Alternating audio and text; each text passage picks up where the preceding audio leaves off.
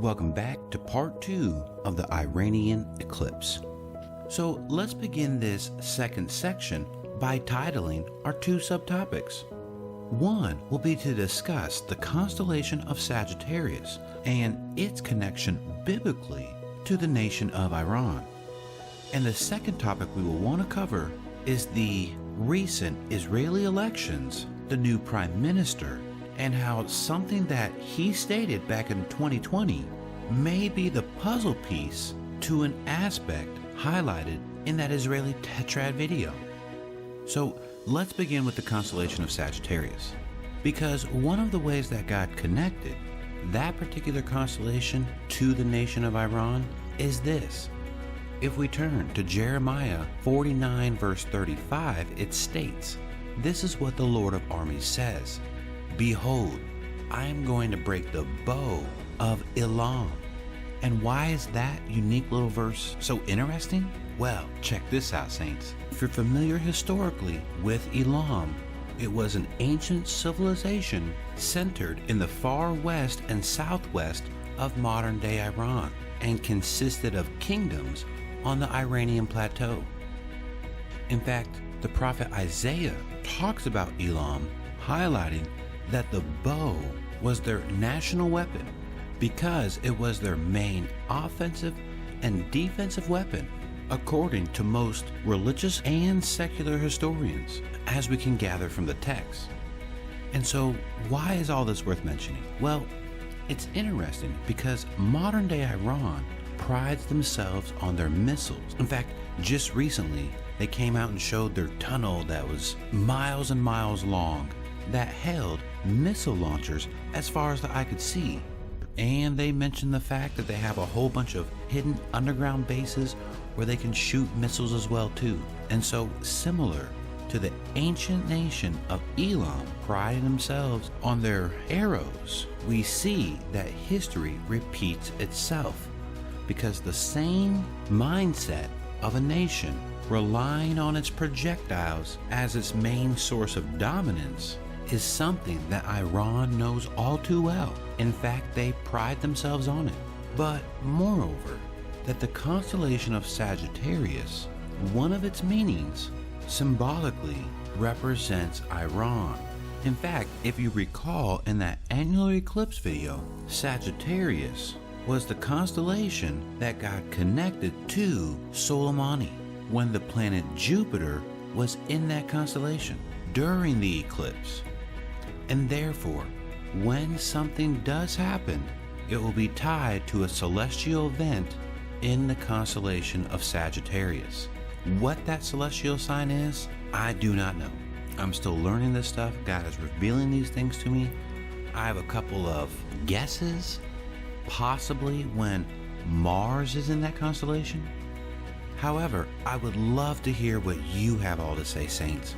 Meaning that if God has revealed something to you regarding celestial events, what they mean, then definitely comment down below, because I learn from you as well as other subscribers or non-subscribers. In fact, one particular subscriber mentioned a great documentary called The Four Blood Moons that's on Amazon, and that was an awesome documentary. I totally learned some things from that. And so God bless you, Saint, for sharing that. And I encourage all of you to check out that documentary. However, now let's talk about our second topic, the new Prime Minister of Israel, Naftali Bennett.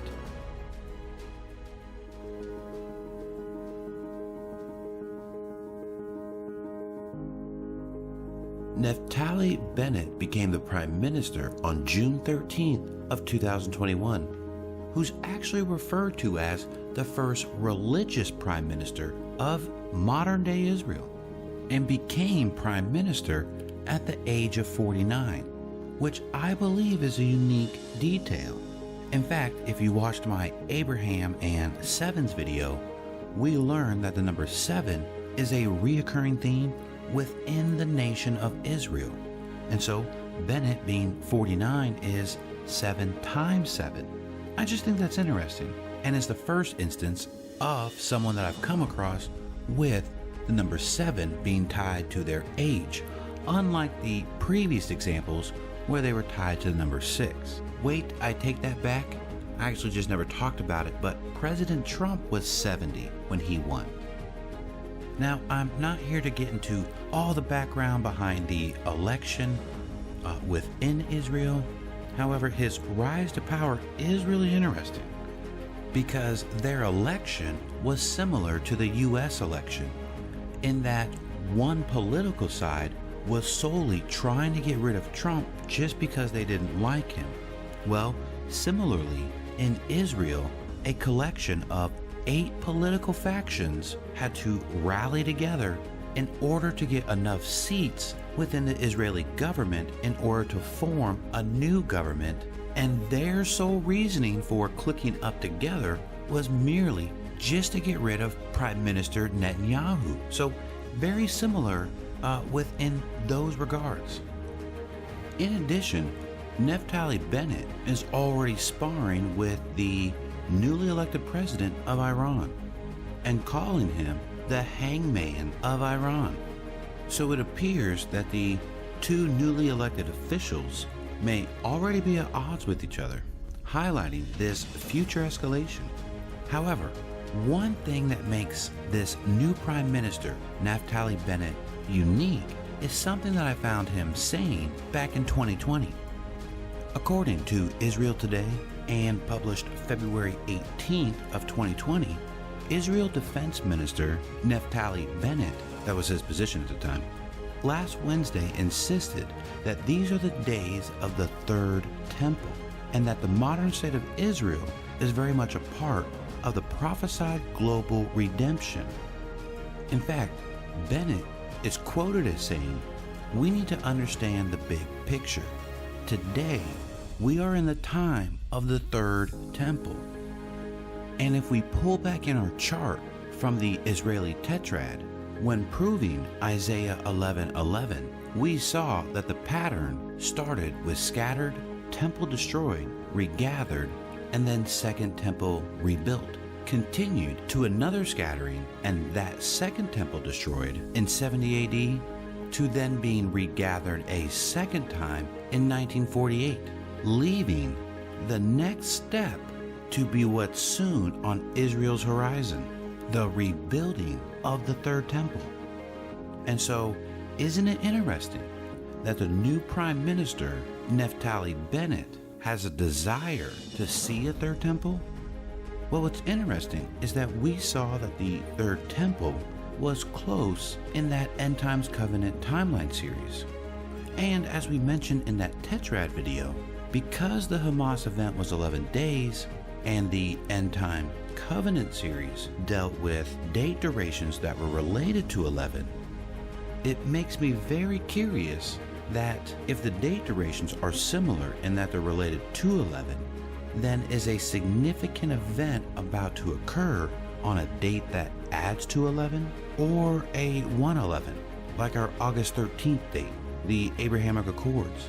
I'm not entirely too sure, but I do think it's interesting that there are similar patterns, which is not unusual, by the way, because if you've seen my Noah video, the flood event itself is surrounded with dates that add to 11, as well as date durations that deal with 11 as well.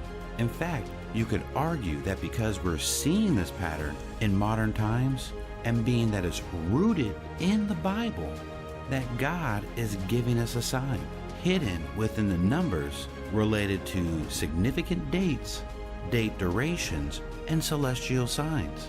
In fact, to even coordinate something like that, God is very wise. We serve a wise creator, y'all. And so with that said, saints, this is where we're going to end this particular video. I just want to thank you for taking the time to watch this video. If you enjoyed this content and want to watch more topics like this, then definitely feel free to subscribe. And if you want to help this channel out and be a maverick, then totally hit the like button. By doing that, saints, you actually help to get this video into the YouTube algorithm. And lastly, if you are an unbeliever and are not saved, it's important to know how much Jesus loves you. No matter what you have done, God's mercy is deeper than that, and His salvation is this, that according to Romans 10, if you confess with your mouth that Jesus is Lord and believe in your heart that God raised Him from the dead, you will be saved. For with the heart a person believes, resulting in righteousness, and with the mouth he confesses, resulting in salvation. For everyone who calls on the name of the Lord will be saved. And that is an amazing promise, an intimate and personal relationship with the Creator of the universe. And so with that being said, this is where we're going to end the video. I love y'all. God bless, and I'll see you next time.